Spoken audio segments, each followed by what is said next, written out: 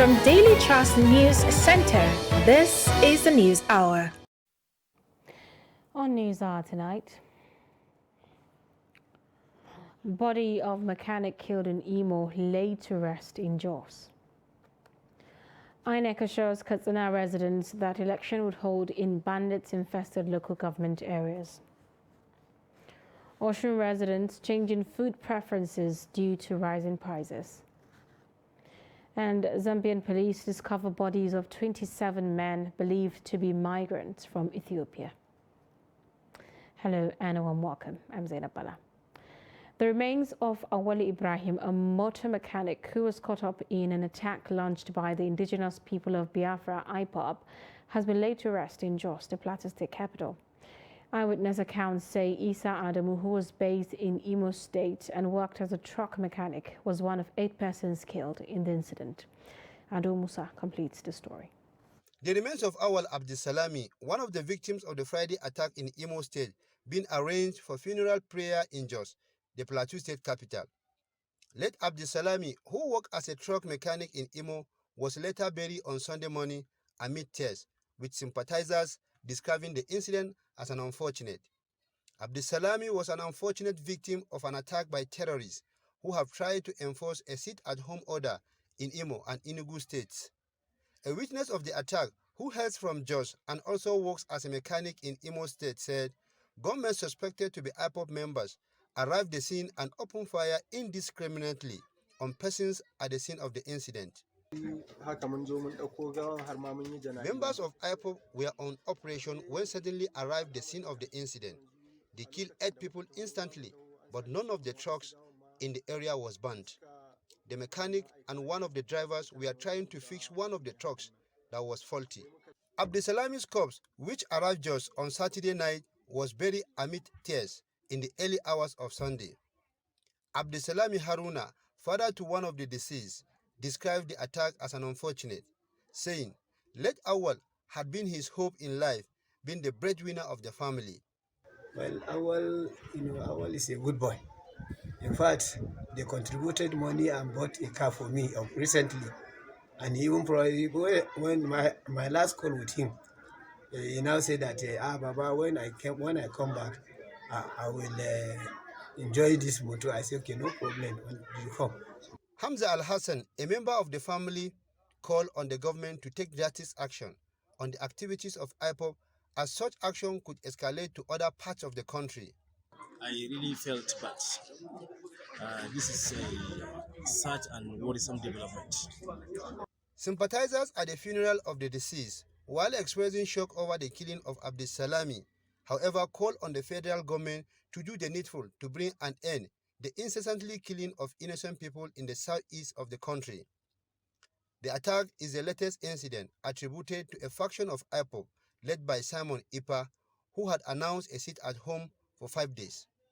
But before a counter-announcement by the group led by Nnamdi Kanu, several persons had been caught in a wave of violence, particularly in Imo and Enugu State, in which several people were killed, including a policeman. Ado Musa, Trust TV News, Jos. They also asked people to guard their utterances to avoid breaching the peace. Silas Law takes a look at the freedom of speech in the digital era. The report. Technological advancement in the country has produced new forms of social conflict. The digital revolution is no exception, lowering the cost of distribution and content creation between ordinary individuals and the mainstream media. Some broadcasters say although there is a need for the mainstream media to balance their stories, some bylaws require a total overhaul. Whatever comes out of your mouth is something that you can defend. Therefore, you don't go about perhaps making opinion based on without facts or figures. You just concoct something and then you say it. It's very irresponsible. Broadcasting. People have fundamental human rights to react to whatever situation they find themselves, the topic we use. You know, we are agenda setters. They have the right to seek for opinion. they have the right to contribute to any issue at stake. The business of journalism is not like every other business. You must go with the ethical standards. But unfortunately, we still allow ourselves to be immersed in terms of either where you're coming from, who owns the business outfit, what the person's agenda is, what the person's thoughts is, what the person's mission is.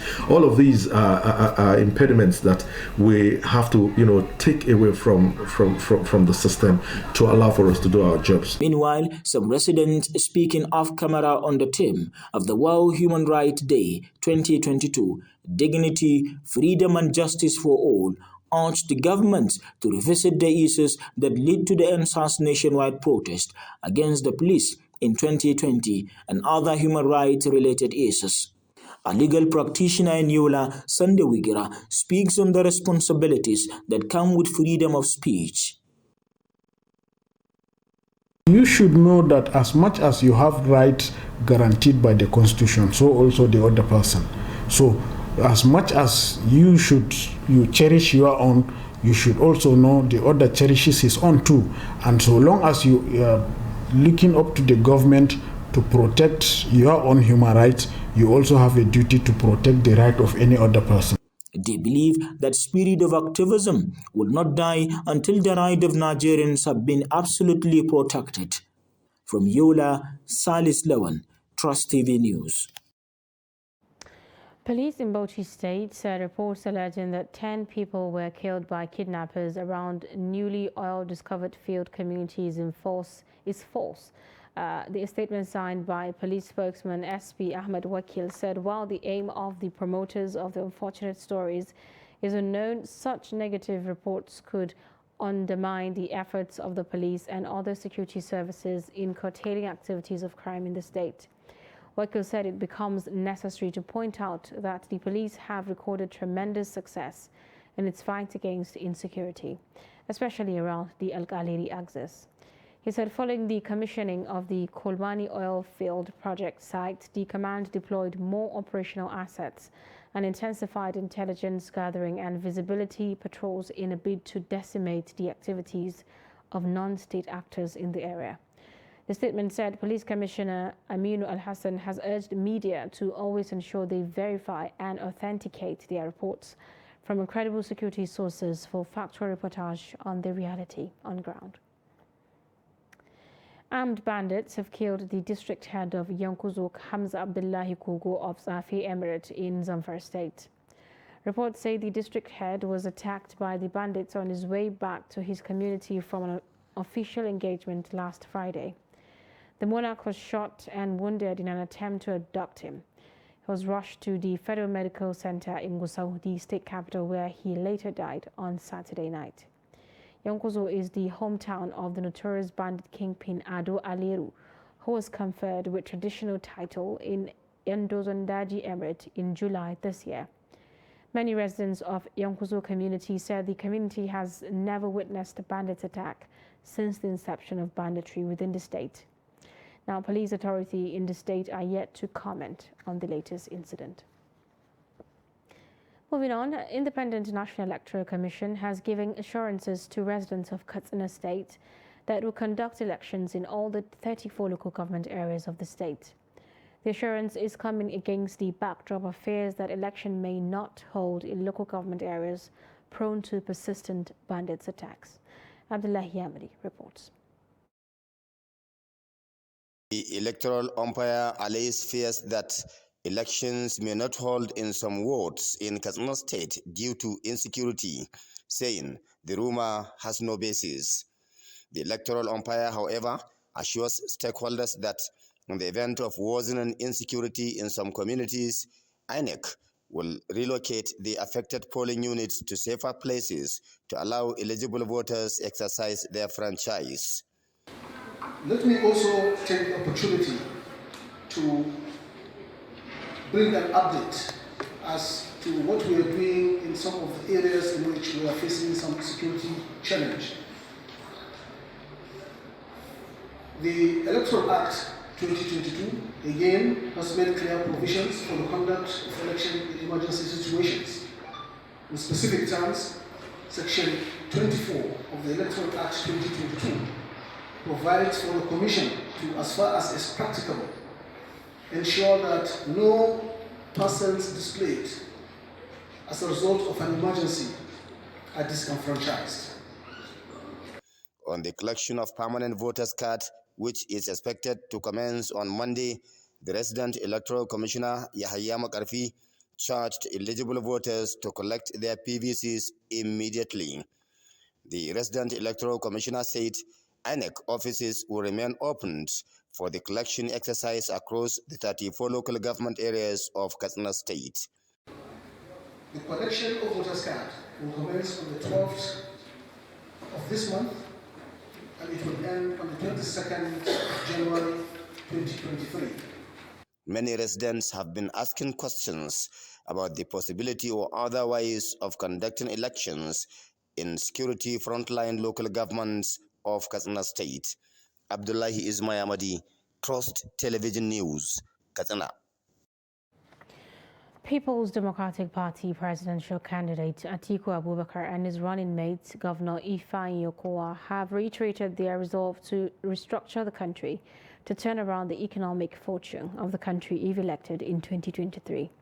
The duo spoke at Channels Television Town Hall in Abuja, which is primarily anchored on how to sustain Nigeria's shared democracy. I have been to several parts of the world. One of the security architecture I admire is the UAE security architecture. And it is primarily based on monitoring. You don't see policemen in uniform in UAE. You don't see soldiers. But virtually everybody is being monitored on a daily basis. And particularly if you are a visitor. From the moment you step into the country till you go out, anywhere you are going, you are being watched. And that is the deployment of technology as far as security is concerned. But that is to say, we are aiming at the ultimate. But we have to deal with our current security structure. How do we reform it? Covenant with Nigerians, as proposed by the presidential candidates, spoke about a whole lot of things. We do realize that you have the political class, the technocrats and the civil servants. We must get everybody to work together and have the same thought process so that we're on the same pathway. There's no doubt as to that. Then we must recognize that as we begin to look into all the issues, we must be able to sit down and ensure that the technocrats within the various agencies that they interrelate with each other, we're able to continue to improve on the trainings, improve on the welfare to ensure a total buy-in into the programs that have been laid forth. And I know that my presidential candidate who will be president May 29, 2023, that definitely he's going to provide that critical leadership that will get everybody on board. We don't want a situation where people are working separately as if it's not one government. Plateau State Governor and Director General of the All Progressive Congress, APC Presidential Campaign Council, has launched Operation 3030 for Tinubu Shatima 2023, a strategic voting pattern adopted by Nigerian artisans and technicians for next year's presidential election. He also flagged off the national and zonal directorates of the Tinubu Shatima Presidential Campaign for Artisans and Technicians. Lalong, who was represented by the National Coordinator Tinubu Shatima Grassroots Independent Campaign Council and former Deputy Governor of Nasarawa State, Silas Agara, said the APC presidential candidate Bola Ahmed Tinubu represents hope for the future of Nigeria. He said a lot of Nigerians belong to this class of artisans and technicians, and they are getting a sizable number of them to drive the Tinubu Shatima campaign to victory in 2023, noting that they already have structures in over 30 states. Still talking politics, some APC supporters in Bauchi State want the name of former Governor Mohammed Abubakar from the party's presidential campaign council for hobnobbing with the opposition PDP in the state recently. The group made the call at a press conference on Sunday at the NUJ Secretariat, Bauchi Council. Trust TV's Adam Imam reports. The leader of the APC supporters group, Ismaila Musa, has accused the immediate past governor of Bauchi, Mohammed Abubakar, over his comment at a reception dinner organized by the incumbent governor, Bala Mohammed, to honor him on his recent elevation to senior advocate of Nigeria. Musa said that the action of the former governor is an indication of anti-party activities.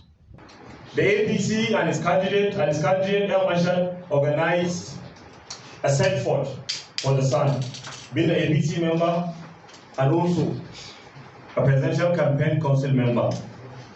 And he failed to attend that, and he attended that of the PDP. So to us, it's a slap on our face.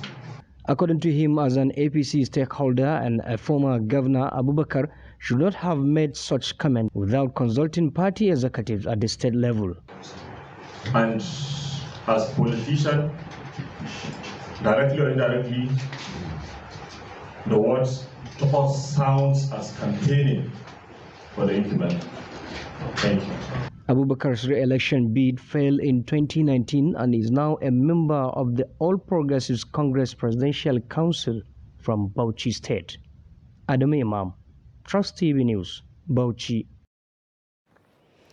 The Zamfara State chapter of the People's Democratic Party is accusing the state government of connivance with the state's police command to arrest and illegally detain 2 of its chieftains, Ambassador Mairi Gamarafa and Ikira Bilbis, senatorial candidate of the PDP Zamfara Central, in prison.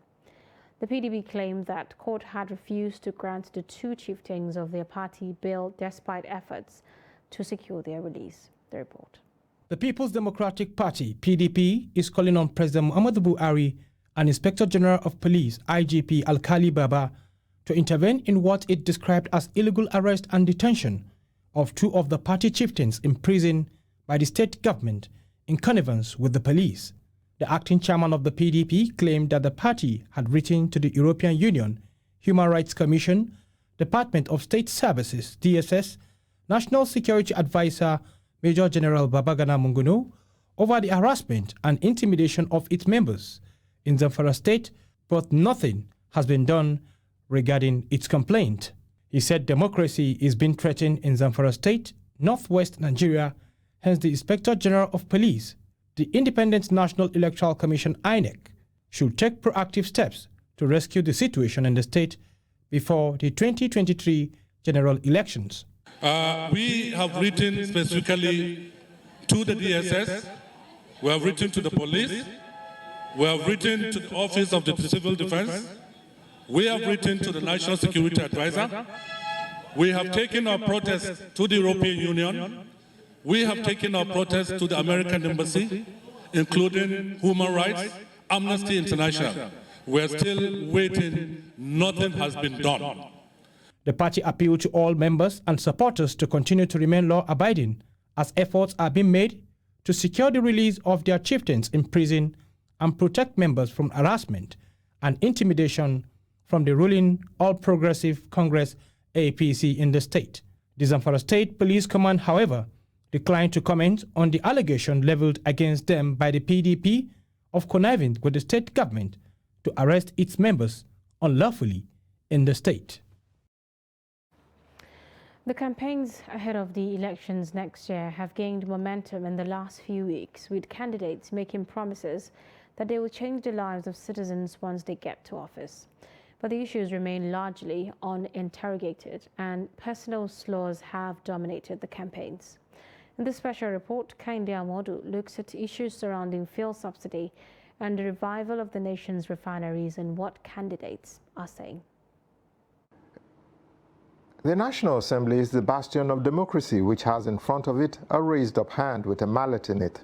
It signifies the lawmaking process, which is carried out on a daily basis since Nigerian lawmakers are engaged full-time.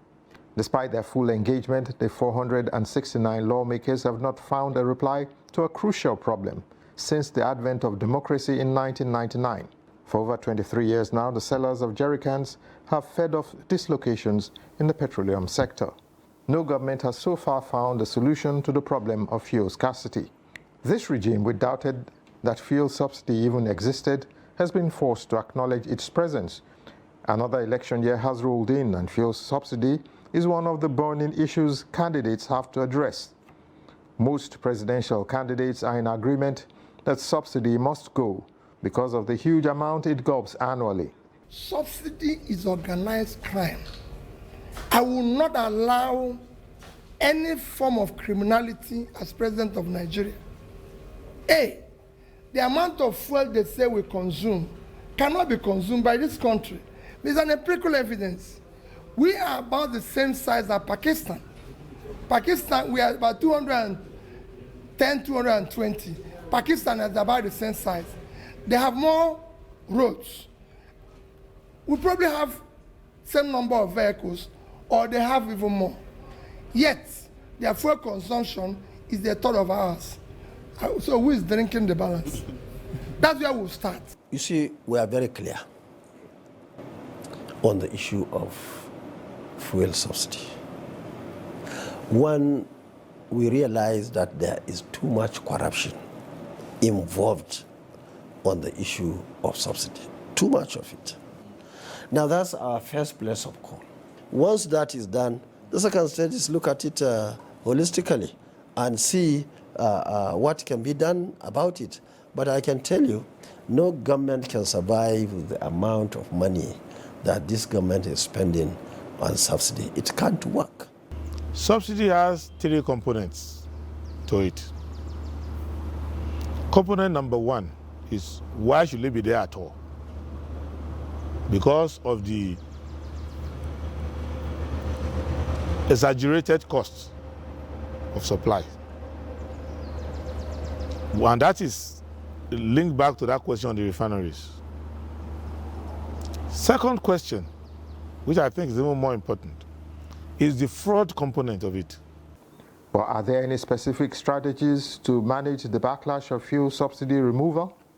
If you want to withdraw, you can say you are going to have an administrative price, which is the subsidized price. You are going to have economic price. The economic price will be paid by those who, the private consumers, like you, having your vehicles, you go for visiting friends or holidays or whatever you want to do as a private person. But the commercial vehicles, that if you increase the price of fuel to them, it will have multiplier effect because transportation will go up and that will affect the price of goods and services. So you can contain that. And how do you contain it? You can introduce, like I said, this two-tier system. Subsidy benefits the rich and famous because they are the ones who have 10-5 cars. People in my village don't have. They want education. They want health. They want this thing. So we will remove it, but in removing it, you must say what you are providing.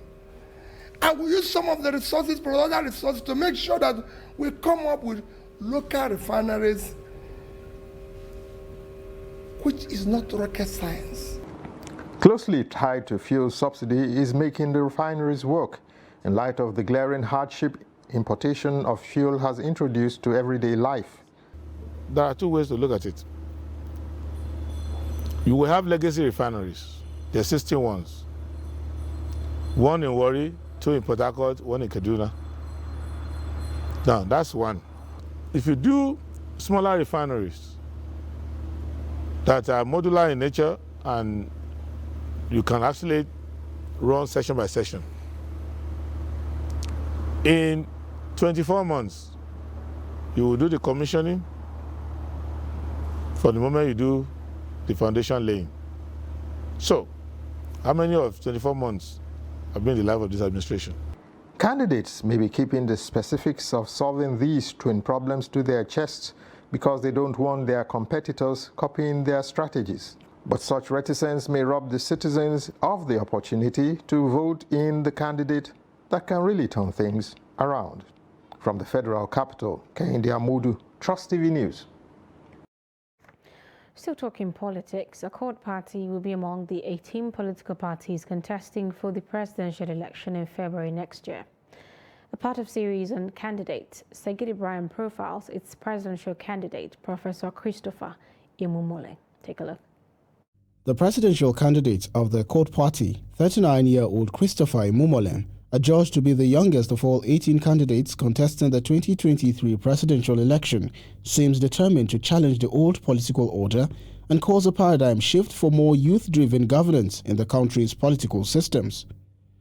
Although Imomolen's name does not ring a bell in the country's political landscape, the young presidential candidate, however, believes he has what it takes to give the Big Four, Atiku Abubakar of the People's Democratic Party, Asiwaju Bola Tinubu of the All Progressives Congress, Peter Obi of the Labour Party, and Rabiu Musa Kwankwaso of the New Nigeria People's Party a big fight in the contest for the country's #1 seat. Christopher Irene Mumole is an indigene of Esan West Ekpoma, Uhiele Ehale in Edo State. He started his work career as a plant engineer at the BOC Gases Nigeria PLC in February 2005.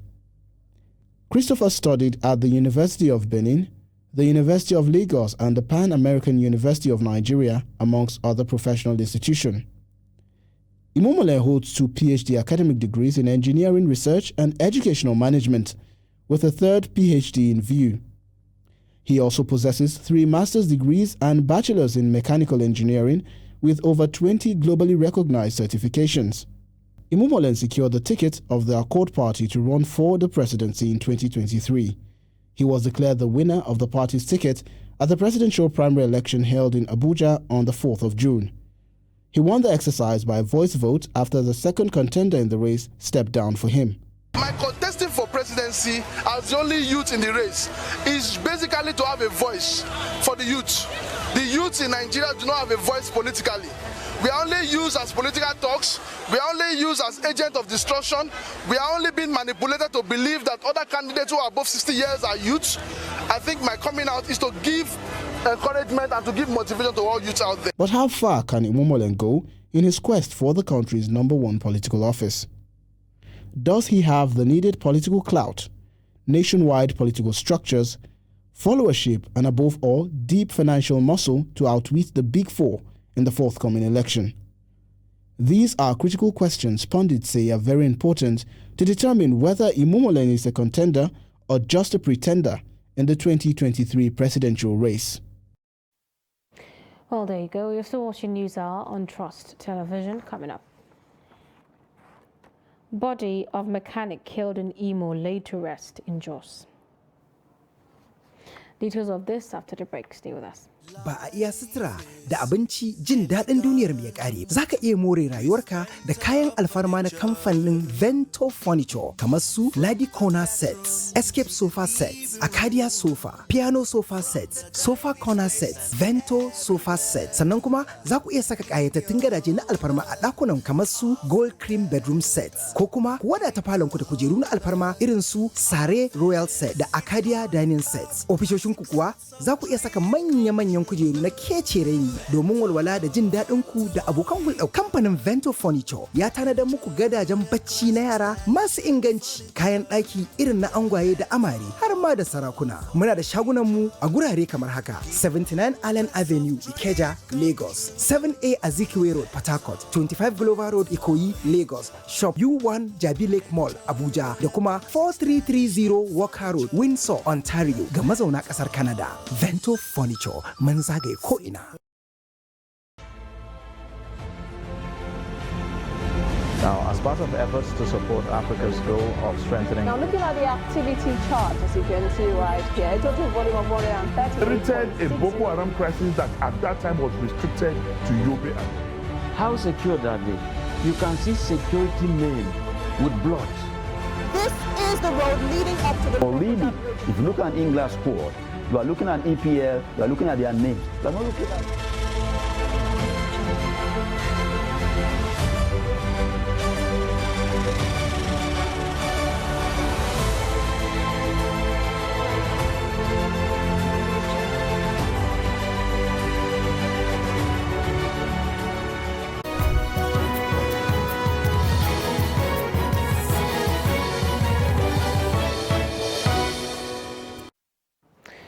Welcome back. If you are just joining us, this is NewsHour on Trust Television, a recap of our top stories. Body of mechanic killed in Imo laid to rest in Jos. INEC assures Katsina residents that election would hold in bandits-infested local government areas.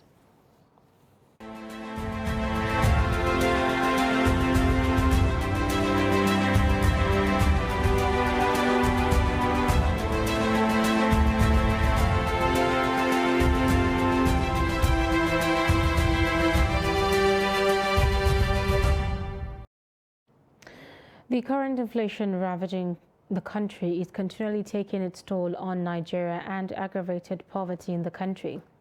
The insecurity in the country compounds the situation, leading to high cost of living and citizens' inability to feed properly. In Osun State, many residents have stopped buying fish and meat and resorted to animal skin, popularly known as bomo. Hamid Oyegbade reports. The price of foodstuff in the market have continued to skyrocket, with both sellers and buyers complaining bitterly. Many attributed this to inflation. Most of the food consumed by Nigerians, including rice, fish, and vegetable oil, are mostly imported. Local farmers were incapacitated due to activities of bandits in the northern parts of the country, which led to insufficient locally produced food. Traders at Akindeko Market in Osogbo, Osun State, said the price of foodstuff has gone up, resulting to low patronage by consumers. A bundle of airy fish is now between 28,000 naira and 29,000 naira. A bundle of mackerel fish that was 12,000 naira some years ago is now 55,000 naira. Prices of items have multiplied by 3 to 4 times. It's beyond expectations. We only need God's intervention. Prices of foodstuff have gone up. A bag of rice suddenly jumped from 32,000 naira to 42,000 naira. We are not making sales because people could not afford it. It is really affecting the business adversely. Government should help us to address the problem. Most people cannot afford fish nowadays. 1,000 naira fish is very small. Meanwhile, father, mother, children manage themselves with 200 naira per month. We beg government to make things easy for citizens. Kainde Popola and Ajagbe Bolaji said their new strategy is to only feed once or at most twice in a day. It's not necessary to eat rice every day. It's not necessary to eat bread every day. If I get yam, I will take it as a food. So that is advice for the people. Everybody knows the country we are. So you just have to manage yourself. At least the 3 daily meals that you're supposed to take, at least if you can take 2, maybe morning and the night. The residents called on government to address inflation to make life bearable for them. Hamid Oyegbade, Trust TV News, Osogbo.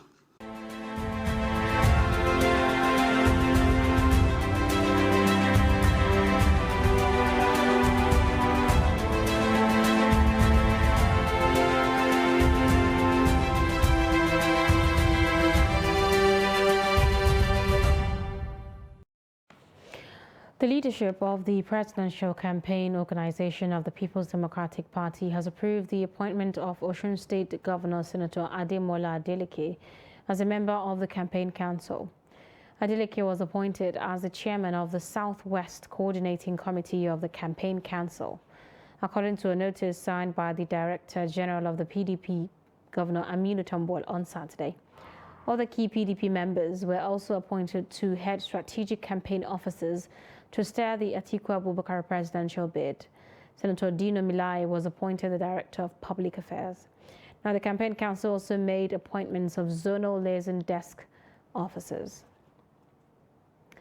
Senator representing Taraba Central and APC governorship aspirant in the state, Yusuf Abubakar Yusuf, said APC presidential candidate Bola Ahmed Tinubu has distinguished himself amongst his fellow contestants. Hence, his chances of winning the 2023 presidential elections are glaring. He said Tinubu is the best and most qualified candidate to win the 2023 forthcoming presidential election.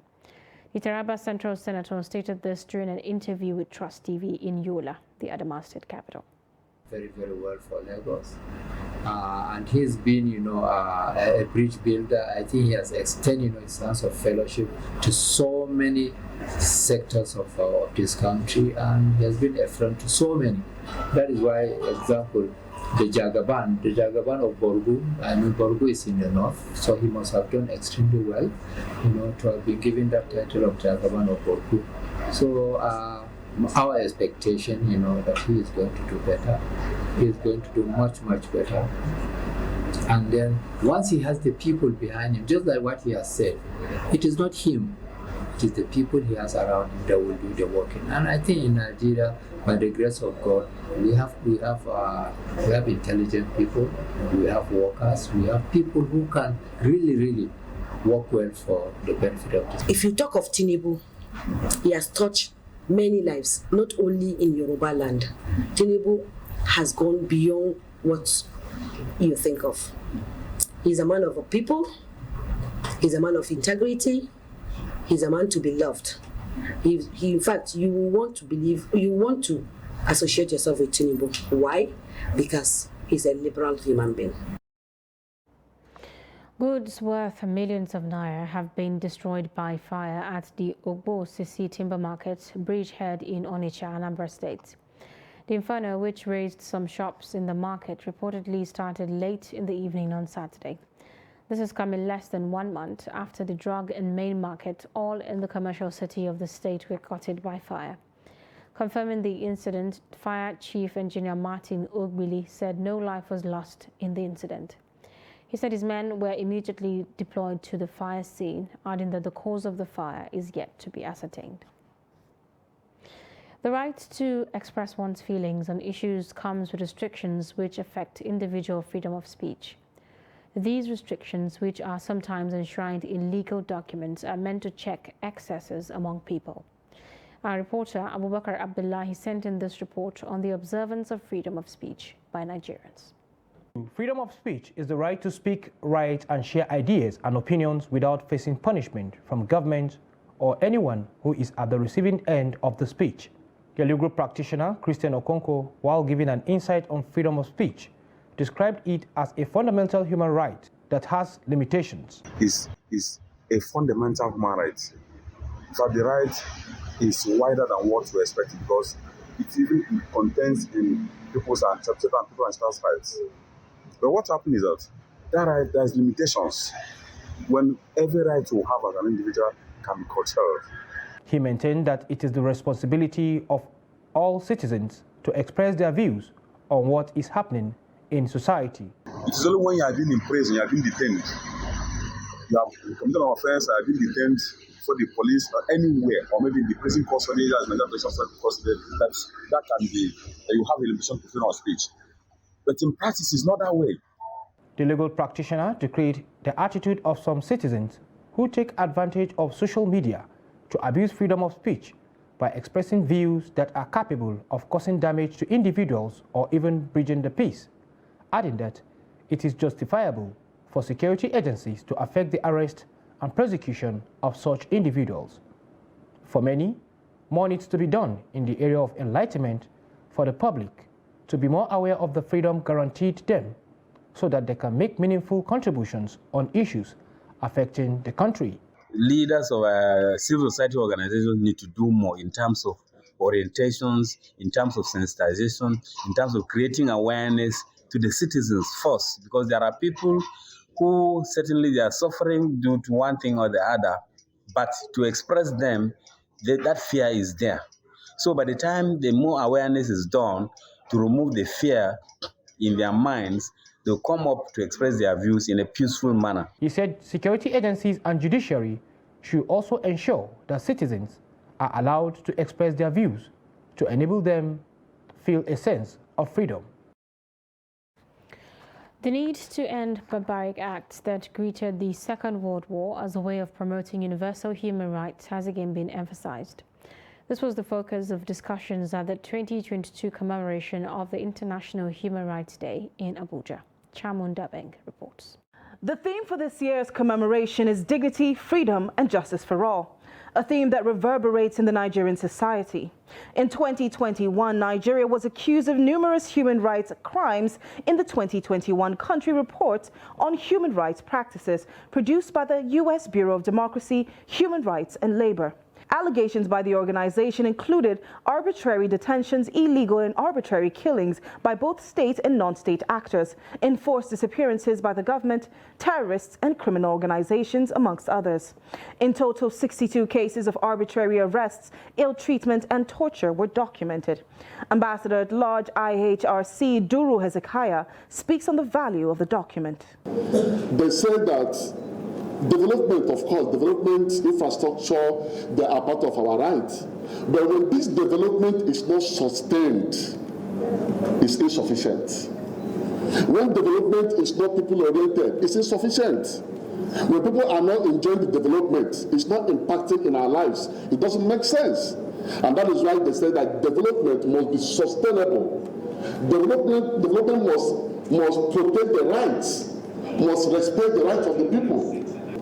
1 million to help people. We mustn't wait for government to impact lives.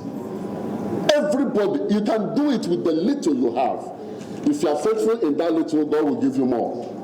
And that is why we should get to our villages, get to our communities, find who needs you, find who needs help. This is what human rights is all about. Though the document highlights 30 undeniable rights of every individual worldwide, in addition to Nigerian laws, many Nigerians are still unaware of their basic human rights. Human rights are the legal instruments of human rights at the international level I'll make it singular, is referred to as the International Bill of Rights, meaning that this Universal Declaration of Human Rights we are talking about today, and what my learned friend referred to as the International Covenant on Economic, Social and Cultural Rights that was enacted in 1966, together with the International Covenant on Civil and Political Rights. These three documents form what we refer to as the International Bill of Rights. And these rights determine the rights that you have as a human being, and they also determine the rights that you have to determine the quality of life that you are entitled to. Many Nigerians still lack basic amenities like water, security, electricity and proper education, which is an infringement of basic human rights. Hence the need for the Nigerian government to rise to the occasion. Chamun Dabing, Trust TV News, Abuja. Lokoja, the capital of Kogi State, is hosting tombs of deposed prominent northern emirs and West African traditional rulers. These prominent emirs were deposed and sent on exile to Lokoja for refusing to surrender their kingdoms to colonial masters. Labaran Tijani, however, reports that their tombs are now turned to residences or even abandoned. His report is presented in our studio. Many of these deposed emirs lived, died and buried in Kabawa and Angunkura areas in Lokoja. Late Emir of Zazzau, Aliyu Danzidi, deposed in 1920 but died on May 2, 1926 in Lokoja. He was buried at Angunkura area of Lokoja. His grandson, Ahmad Nuhu Bamali, is the present Emir of Zazzau. Late Emir of Kano, Alu Baba, popularly known as Mai Sango, was in 1903 exiled to Lokoja, where he died in 1926. His tomb is located behind Kabawa Primary School in Lokoja. Late Emir of Zaria Muhammad Lawal, who died in 1927 in Lokoja, and late Emir of Gwandu, Mala Muhammad Aliyu, were two great late emirs buried at the same place beside Kabawa Secondary School in Lokoja. Also buried in Kabawa, Lokoja, is late Emir of Futa Toru, Muhammad Bashir. He was said to have been deposed from a region in modern-day Senegal and Mauritania and exiled to Lokoja, where he died. His tomb is in a family home close to the tomb of Emir of Gwandu. These are the people that opposed the colonial administration of them. So because of their opposition to the colonial imperialism, at that particular time, now the colonial administration now dethroned them and brought them down to Lokoja. because Lokoja was the capital of the northern region. Late Emir of Bidda Esonupe, Malam Abubakar's tomb is located along Kabawa Street Road with an epitaph. Malam Abubakar, who refused to be agent of collaborators with Lord Lugard administration. And late Emir of Gumal, Ahmad Abubakar, said to have ruled from 1896 to 1915, but died in exile at Lokoja in 1916. His tomb is located around the present Kabawa Primary School in the vicinity. However, the state of some of the tombs raises questions. A young man, Abdullahi Ibrahim, who keeps watch on the tomb of late emirs of Zazzau and Wendu, said royal families from the ancestral homes of the emirs tend to be indifferent. The case of the tomb of the late emir of Kano, Aliyu Meisango, is instructive. His tomb was abandoned to the weeds until the Kano state government fenced the tomb and built 2 blocks of classrooms beside the tomb of the late emir for Quranic education. They won't take care of this place. Those people that take care of the owner of those chief, they came here several times and they asked me how am I take care of this place, and I told them. Since then they said they will be paying me. Since then I've not seen anything. Since when they're gone, nothing has been done about the place. Upon that, we are still try our best to make this place okay. The community in Kabawa continues to preserve the tombs of the deposed emirs as historical monuments depicting Lokoja as colonial capital. President Muhammadu Buhari has on Sunday departed for Washington, USA to join other African leaders at the United States Africa Leaders Summit. The president will be accompanied on the trip by Governors Bala Mohammed and Abdurrahman Abdurazak of Bauchi and Kwara states, respectively, some ministers and other top government officials. The senior special assistant to the president on media and publicity, Garba Shehu, in a statement issued, said the high-level meeting, which holds on December 13th to 15th, is at the instance of the United States President Joe Biden, who looked forward to working with African governments, civil society, diaspora communities across the United States and the private sector to continue strengthening shared vision for the future of U.S.-Africa relations. He said the event is expected to demonstrate the United States' enduring commitment to Africa and underscore the importance of U.S.-Africa relations and increased cooperation on shared global priorities.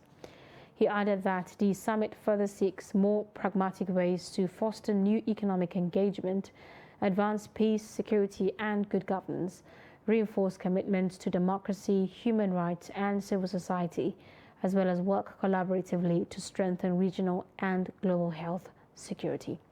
He said on the sidelines of the summit, the Corporate Council of Africa would host the Nigerian delegation to the U.S.-Nigeria Business and Investment Forum roundtable, during which Nigerian organizations and businesses are expected to sign agreements with their American counterparts.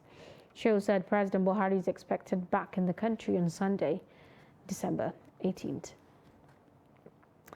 And on the foreign scene, Zambian police on Sunday found the bodies of 27 men believed to be migrants from Ethiopia, dumped in a farming area on the outskirts of the capital after they died from suspected hunger and exhaustion. Authorities say a sole survivor was found alive in the early hours of Sunday morning and rushed to a Lusaka hospital for treatment, while the dead were transported to the mortuary for identification and post-mortems to determine the exact cause of death. Preliminary police investigations showed the victims were all males aged between 20 and 38 and had been dumped along a road by unknown people. Police spokesman Danny Mwale said they have since instituted investigations into the matter. Ethiopian migrants often use Zambia when traveling to countries such as South Africa. The reports of deaths in transit there are rare. A German humanitarian worker held hostage in the Sahel for more than 4.5 years have been freed. Director General of the German organization HELP, Bianca Kaltschmidt, while thanking Germany's foreign ministry, criminal police and the authority in Mali, Niger and other neighboring countries for contributing to his release, said York Lang, 62, can now return to his family. Lang was kidnapped by armed men riding motorcycles on April 11, 2018, near a road in western Niger, in a region near the Malian border, frequently hit by jihadist attacks. His Nigerian driver was freed shortly afterwards, but according to German media, Lang was sold to the Islamic State in the Greater Sahara Group. And sports viewing centers generate money for the operators in the media and entertainment industry in Nigeria. There are high expectations that with the ongoing World Cup, viewing centers revenue will be high. However, Trust TV's Ibrahim Ismail observes that some viewing centers record lower patronage during the World Cup, contrary to period when leagues are open. His report. Apart from revenue generation, a typical viewing center in Nigeria is platform for debate and interaction between diverse groups of football fans with different opinions. However, there is very low patronage at most viewing centers in Gombe, despite the ongoing 2022 FIFA World Cup in Qatar. The owners of these viewing centers knew that World Cup is not a period where they will make a lot of money, unlike the Premier League, Champions League, and other leagues around the world that is being watched around the world. So they knew. So it's something that they might have prepared for, knowing that, yeah, we will not make a lot of money. So they might have planned towards minimizing their expectation during the period. So I don't think it will really affect them. But in the real sense, it affects their revenue because most of them, that is where they depend on, and now they have been somehow partially closed for over a month. So I think, it's affecting their revenue generation. Responding to why some people preferred watching the game at home, Mungadi said leagues between clubs create forum for public debate than the World Cup. No, it's not. It's not. It has nothing to, I don't think it has anything to do with Nigeria not participating in the World Cup. Because even if Nigeria is participating, you will still see less people going to watch the football because we Nigerians tend to kind of have, don't kind of support the country, the national team, the Super Eagles, the way it should. So getting that people to go to viewing center to go and watch Super Eagles is also something else. We visit 2 viewing centers in Tufre within the Gombe state capital, but all are locked. We were told that operator of this center has gone out to do another job. We speak to football fans on their preferred viewing location between watching the tournament at home and viewing centers. As I said earlier, I adopted this thing, following the live scores. No, I just prefer the method. Yeah, it's safe and it's, even when it comes to cost, it don't cost more. But if you are going to viewing center, but if the distinct commercial TV station are showing it, I would have preferred watching it at home with my family than going out. I watch the World Cup at home. I do watch the World Cup at the viewing center. Okay. Why? Tell us the reason. I love to see people arguing, and at the viewing center, I love to see people arguing at the match, and I prefer watching it at the viewing center, just on my own. With the current technological advancement, some football fans watch the match on their mobile phones. From Gombe, Ibrahim Ismail reporting for Trust TV. Let's join Adeni Ajishafe for more sports news.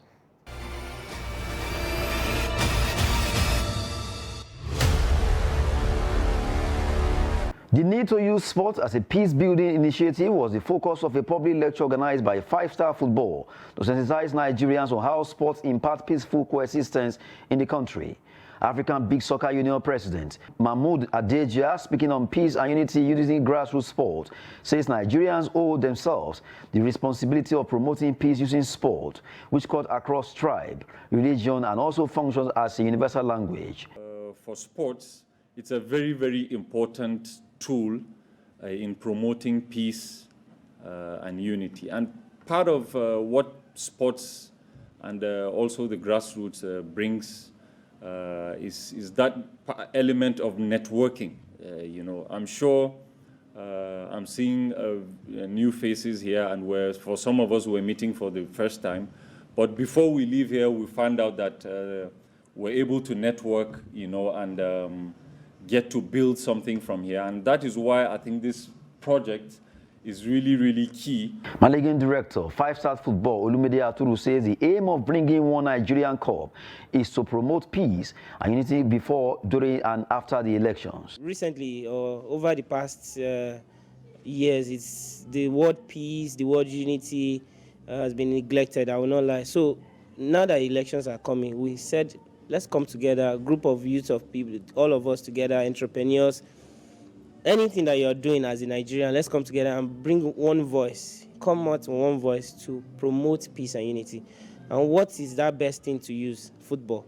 That's what we know how to do. And we're doing a football competition across the whole 6 geopolitical zones in Nigeria, starting from Abuja and then ending in Lagos. From Abuja to Gombe, to Kano, to Delta, to Enugu, all of these regions we're going to cover. And then at the end of the day, we want to really bring everybody together under one platform to promote peace and unity. And it will be a distraction for any type of impending violence or any type of chaos that may come up during the election. Novelty matches and skills acquisition will all be part of the event to make Nigerian youth participate in the peace-building tournament. Nigerian Security and Civil Defense Corps will face Nigerian Police Force in Abuja to herald the beginning of one Nigerian Cup. The event will go around Nigeria, starting from Abuja to Jos, Gombe, Kano, Enugu, Lagos, and Delta to foster peace and unity. One Nigerian Cup will kick off in Abuja on the 15th of December, 2022. That's Sport News. I am Adeniyi Ajishafe.